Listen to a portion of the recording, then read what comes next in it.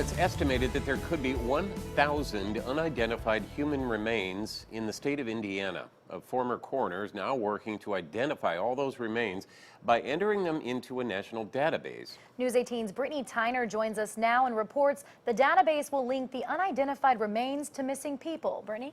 That's right. Part of the database is for coroners to enter the information about the human remains they may have in their possession. Another part is for families to enter information about a missing loved one. We talked to the family of a Lafayette man who is in the database. Stephen Lee Smith went missing in 2008. While another man is behind bars for his death, Smith's remains have never been found. Our first priority is actually to find Steve's remains and bring closure to that. 8 years later, Cindy Miller is still hoping for closure. If we can just find one bone, that's our goal. Miller is the cousin of Stephen Lee Smith.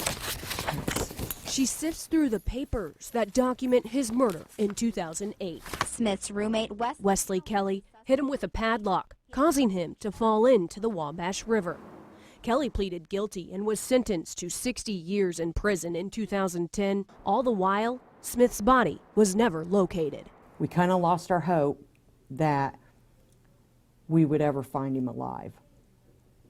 But we've still clinged to the hope that you'll get closure, even if it's just in recovery of remains. That's why Smith's information has been entered into the National Missing and Unidentified Persons System, otherwise known as NamUs. You can build a profile on the missing person side and start entering information in: when they were last seen, how tall they are, color hair, color eyes. On the other end of it are the coroners that are working. And if I have an unidentified that comes in, I start plugging in that information on my end, and it will hopefully match those together. Former Newton County Coroner Scott McCord volunteers as the case manager for the state of Indiana on NamUs.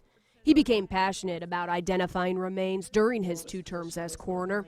He tried everything he could to identify the remains of 3 young murder victims he refers to as his kids. I've worked this case, my kids, for 8 years. I mean, they became like mine. McCord was unsuccessful in identifying the remains and laid them to rest in October. My 3 kids are down here. He now has a new mission.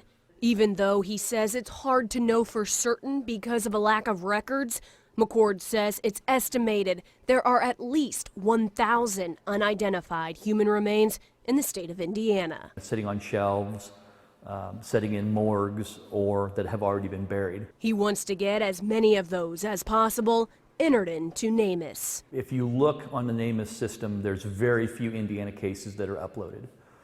Of the ones that are, it's the bare minimum information to generate a case number. Currently, there are only 5 cases from the News 18 viewing area in NamUs, including McCord's 3 kids. He hopes to change that by helping coroners enter the information. There's one county that we have that has 5 unidentifieds in the system with the bare minimum.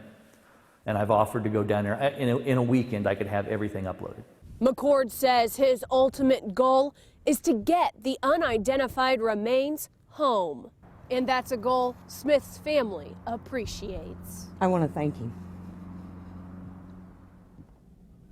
I didn't expect these feelings, but I want to thank him. Not just for me, but for every single family member that's got someone missing. Scott McCord says he would like to eventually work with legislators to make entering the information into the database mandatory for coroners. Brittany Tyner, News 18.